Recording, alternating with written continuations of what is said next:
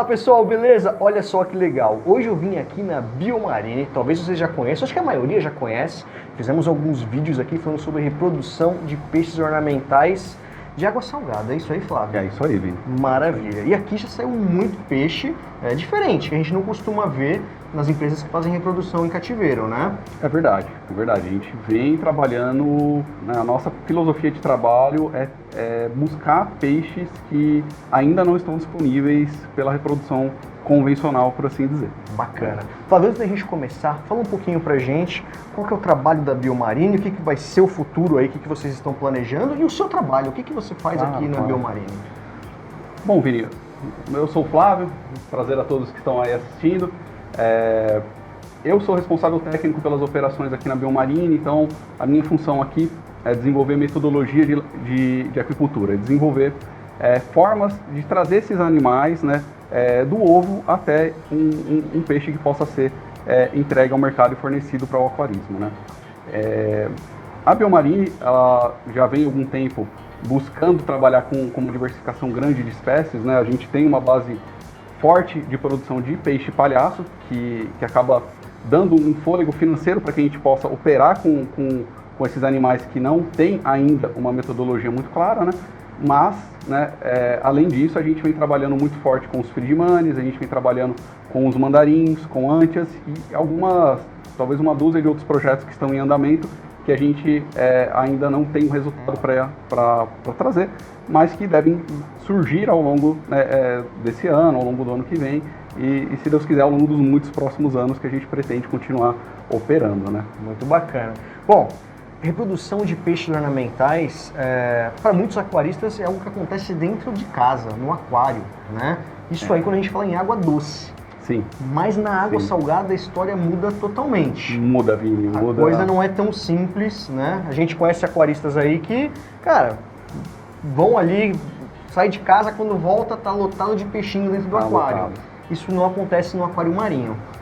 A gente quer entender qual que é a dificuldade, por que isso é tão complicado e por que tá demorando tanto pra gente começar a ver, né, peixes que são tão queridos dentro do aquário marinho serem comercializados e reproduzidos em cativeiro. Sim, olha, Vinícius, é uma pergunta de uma complexidade muito grande.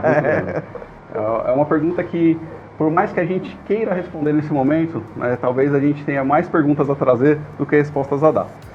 E por que isso? Porque a técnica de larvicultura de peixes recifais, em especial os peixes recifais que fazem desova livre, né, chamada desova pelágica, né? Que soltam os ovos, liberam e vai embora. Se vira. Né?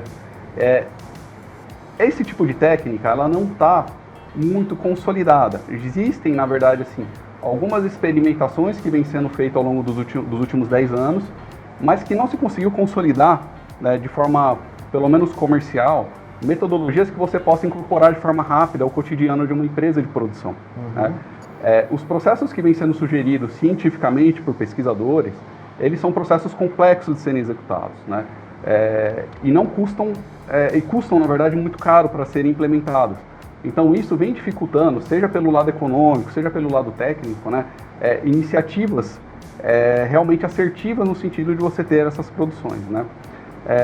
Nós poderíamos dizer assim que do ponto de vista econômico, né, as empresas, muitas vezes, elas têm um receio muito grande de fazer essa pesquisa, né, de dedicar um espaço, dedicar pessoal, dedicar área, para trabalhar com um animal que você não tem uma projeção de produção muito clara, né? Então vamos pensar aqui, como você pegaria um tanque, ou na verdade alguns tanques de 2.000 litros, colocar matrizes de purple tang, aguardar as desovas, né, na expectativa de um momento trabalhar a larvicultura, né? Empresas normalmente têm uma cautela muito grande de lidar com o desconhecido, porque o desconhecido inevitavelmente acarreta prejuízo. Verdade. Né? Mas aqui na Biomarine a filosofia que a gente teve foi que, diante de vários indicativos de viabilidade de produção, inclusive os resultados que a gente já teve com o mandarim, que é um animal também de desova pelágica, ele coloca os ovos na água, a gente recupera esses ovos e produz depois no processo de agricultura, né? A gente acreditou que era possível fazer e a gente, então, assumimos, na verdade... E hoje a Biomarine consegue repetir esse procedimento várias vezes. Sim, o mandarim hoje já não é mais segredo para vocês. Não, o mandarim a gente consegue realmente ter uma boa produtividade, uma assertividade. Então, o que a gente coleta de ovo, a gente consegue levantar uma taxa satisfativa. E quanto tempo levou para vocês chegarem nesse ponto? Olha, os primeiros ensaios que eu tive com o mandarim foram em 2012. Não tem muito tempo, né? É claro que a gente não ficou todo esse tempo quebrando cabeça com o mandarim, né? Mas em 2012, né, quando eu fiz os primeiros trabalhos com o mandarim, foi possível a gente entender os gargalos que a espécie exigia, as dificuldades de manutenção dos reprodutores, que isso para mim, sem dúvida, foi uma das maiores lições da primeira tentativa. Manter os reprodutores era bastante difícil, por quê? Porque nós não tínhamos áreas adequadas para isso lá atrás. Então, quando nós decidimos retomar o projeto dos mandarins mais recentemente, uma premissa foi que nós teríamos poucos reprodutores, mas que eles seriam mantidos em um nível de qualidade muito alto, para que isso não fosse mais um gargalo, né? Para que a gente concentrasse os esforços, na verdade, nas fases posteriores, que é no ovo, na larvicultura e no crescimento, né? Então, é um processo de conhecimento contínuo, né? A gente aprende um pouco mais a cada dia com esse tipo de processo, né? O nível de informação que a gente tem disponível sobre aquicultura ornamental, ele é sempre baseado nos peixes palhaços e espécies que possuem algumas características um pouco semelhantes, né?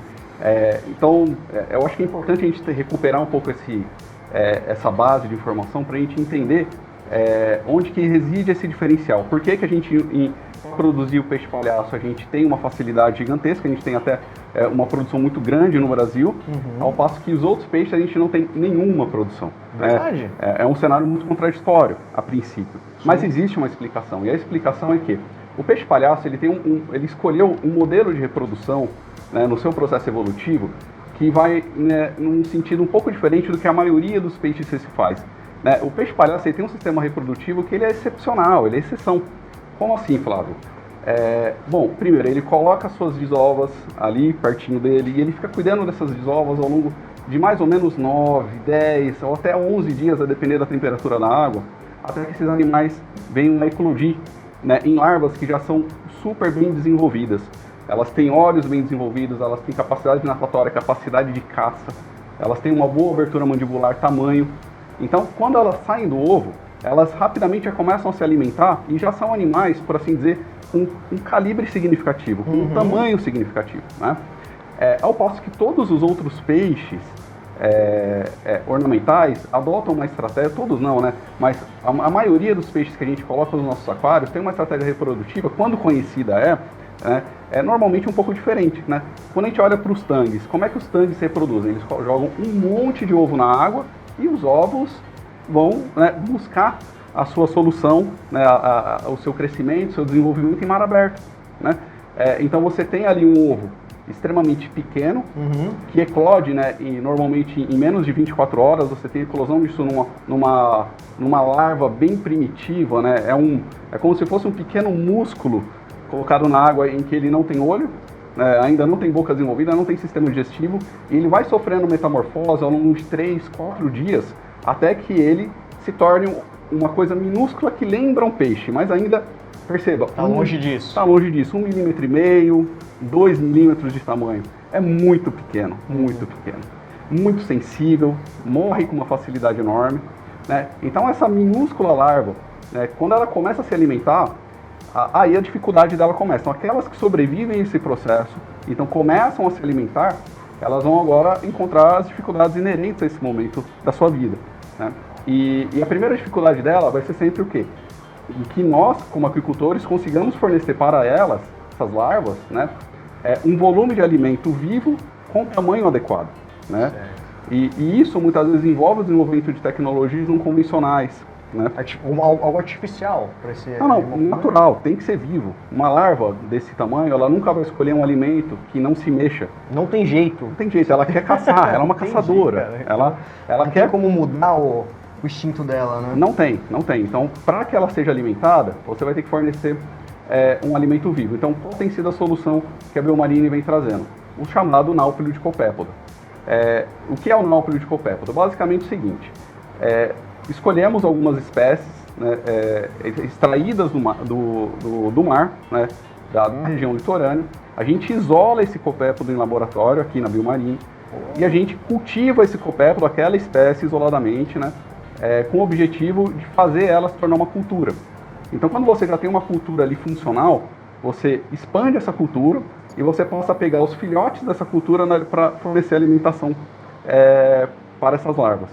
Então não é um processo fácil de fazer, não é um Isso processo... no oceano, eu acredito que deve ser... tem muita coisa, abundante. Exato, exatamente. No oceano, a gente está falando de uma magnitude que, né, é muito grande, é uma grandeza muito maior. Então você vai encontrar esses recursos, a larva encontra esses recursos de uma maneira natural. Em cativeiro, a larva vai precisar receber esses recursos, né? E muitas dificuldades acabam surgindo nesse meio do caminho, né? A primeira é você ter a disponibilidade, né, em volume daquele copépodo que aquele animal precisa. O copépodo tem que estar dentro das medidas de tamanho que seja adequada para aquela larva. E isso é outro desafio, porque não é qualquer copépodo. Você tem que buscar espécies que sejam apropriadas para aquele animal, né? Então, por exemplo, assim, a gente percebeu que o mandarim ele é um animal um pouco mais elástico. Ele aceita uma diversidade de copépodos e dá certo a larvicultura dele. Mas já a ântia é um pouco mais exigente, né? Foi o que a gente percebeu. O Blue Tongue mostra-se, na nossa perspectiva, ainda mais exigente, né? Caraca. Então a gente vem tentando conseguir as espécies corretas de copépodo para que a gente possa executar esse trabalho a longo prazo, né? Então não é uma tecnologia que você adquire com rapidez, com velocidade, né? Fazer pesquisas, né, com reprodução de peixes ornamentais dentro de empresas é uma coisa que custa muito caro. E é por isso que muitas empresas não querem fazer, né, ou pelo menos não conseguem, né, na melhor das condições, né? Aqui na Biomarine a gente estabeleceu que isso seria importante, porque não adiantaria a gente entrar no mercado para ser mais uma empresa de produção de peixe palhaço. Então a gente falou, não é esse o nosso propósito, né? Por mais que a gente gaste recursos, né, por exemplo, se eu for falar da ântia, nós produzimos a ântia Squamipines aqui na Biomarine, mas não foi uma medida ainda lucrativa. Por quê? Por causa do volume. Para que ela se torne viável, né, economicamente, né, para que seja realmente lucrativa e permita a gente ter recurso para buscar novas espécies, a gente precisa produzir mais. E isso é muitas vezes um desafio que é muito difícil para o mercado absorver. Verdade. Né? E por que o mercado tem essa dificuldade? Porque não existem, na maior parte dos casos, protocolos consolidados, por assim dizer, de prateleira, em que você pode ir lá buscar e executar no seu empreendimento, né? Ainda a ciência vem ali patinando, buscando soluções que, mesmo que existam, não são fáceis de implementar, né? Então isso torna tudo bastante difícil, bastante complexo de ser feito tanto a curto como a longo prazo, né? Até porque a coleta ainda está aí. Ela é uma opção mais barata. Exato. Né? Exato. Enquanto a coleta estiver disponível, vai ser sempre o recurso mais fácil e lucrativo, né? Esse é um outro aspecto, mas que eu particularmente vejo com bastante cautela. Por quê? Se por um lado a coleta, ela regula os preços, muitas vezes dentro de um nível que o aquicultor não consegue alcançar, isso é uma coisa que a gente sempre tem em mente, né? Um exemplo, vamos produzir os ciliares, para mim um dos animais mais lindos da costa brasileira. Mas se nós tivermos êxito em produzir os ciliares, por quanto nós vamos conseguir vender? Quem vai determinar o preço ainda vai ser o mercado extrativista. Verdade. Mas, por outro lado, se sobreviver uma proibição do tipo não peguem mais, no sentido de proibir a extração dele, eventualmente a gente pode não ter esse recurso disponível para pesquisar, o que acaba se tornando uma contradição, Verdade, em certa medida, né? A gente teve recentemente a proibição do grão brasiliense, e nesse sentido eu achei que o regulamento foi bastante inteligente, porque ao passo que proibiu, incentivou-se a aquicultura em relação a essa espécie, né? Eu não vi nenhuma iniciativa ainda específica em relação a ele, mas isso não é regra. Isso, historicamente, quando sobrevinha uma proibição não está proibido, não pega o animal, né? Então, há de se ter também um equilíbrio entre a viabilidade de você fazer esse trabalho de pesquisa em cativeiro, e você precisa desse recurso, né? E eventuais restrições de coleta que se coloca, né? Perfeito. Bom, e no meio de tanto desafio, né? Qual que estamos começando o ano 2022, o que a Biomarine está preparando ou espera alcançar nesse ano? Olha, Vini, isso é uma pergunta bastante capciosa, por quê? Aqui, assim, o que sustenta financeiramente a Biomarine é a produção de peixes palhaços, é a produção de feed money, que eventualmente a gente coloca no mercado, né? Esses outros peixes que a gente produz são resultados diretos de pesquisa, né? Então a gente literalmente pega recurso, né, que vem dos resultados financeiros de operação de venda de peixe palhaço e aplica para fazer uma antias aparecer aqui, para fazer um mandarim aparecer aqui, né? Então é muito difícil a gente dizer o que a gente vai conseguir esse ano, porque a gente tem muito projeto em andamento, né? Existe aí, como você citou, a gente tem Blue Tang, a gente tem matrizes de Yellow Tang aqui, nós temos matrizes de Hawkfish, que são animais que a gente sempre teve interesse de trabalhar, mas nem todos eles estão desovando, né? E mesmo os que estão desovando, como é o caso do Blue Tang, que a gente tem desova quase que diária aqui nas instalações, a gente ainda não teve sucesso em superar as primeiras fases, né? E embora isso possa parecer assustador, a gente sabe que isso faz parte do processo de pesquisa e a gente vai continuar operando esse conhecimento, adquirindo esse conhecimento, para que a gente possa, no maior prazo possível, entregar novos animais, né? Mas o nosso propósito hoje, né, não poderia ser diferente, é focar em trazer um pouco mais de volume naquilo que a gente já adquiriu proficiência, né? Perfeito. Então os mandarins, né, hoje a Biomarine tem muito mandarim aqui. Legal. A gente ainda está penando um pouquinho em conseguir alcançar um tamanho ideal de venda deles, mas existem soluções para isso que a gente vai trabalhar esse ano, né? E a Antias Squammy Penis também é um animal que a gente já produziu, que a gente pretende entrar até o final do primeiro semestre, na verdade, entrar o ano produzindo e chegar pelo menos ao final do primeiro semestre com alguma quantidade em estoque. Mas não dá para prometer, não dá para garantir, porque embora a gente tenha tido sucesso, né, a gente ainda não tem um domínio de todo o processo, de toda a metodologia, né? Então a gente ainda precisa compreender alguns aspectos dela para dar mais segurança produtiva. E isso pode levar ainda algum tempo. Sensacional. Acho que é isso aí, Flavião. Biomarine aí conseguiu muitos avanços, né, cara? Isso aí não tem o que negar, né? Nós conseguimos, eu particularmente fiquei bastante feliz quando a gente 2021 conseguiu. Foi um ano sensacional, né? Foi um ano que eu me surpreendi, na verdade, com os resultados que a gente conseguiu implementar. Eu não tinha expectativa de conseguir que nós tivéssemos produção de Antias Squammy Penis no ano passado. Minha expectativa era conseguir trabalhar alguma coisa nesse ano. Porque quando você adquire um reprodutor, você fala, vamos estudar esse animal, você sabe que você está trabalhando dentro de uma perspectiva temporal de no mínimo um ano. Você vai ter ali pelo menos 3 meses de aclimatação da matriz para ela começar a desovar. Você vai ter pelo menos mais 2, 3 meses para que essas desovas melhorem, né? Porque as primeiras desovas de qualquer animal tendem a ser de uma qualidade um pouco baixa, então você dá um tempo maior para você começar a fazer as experimentações de larvicultura propriamente dita.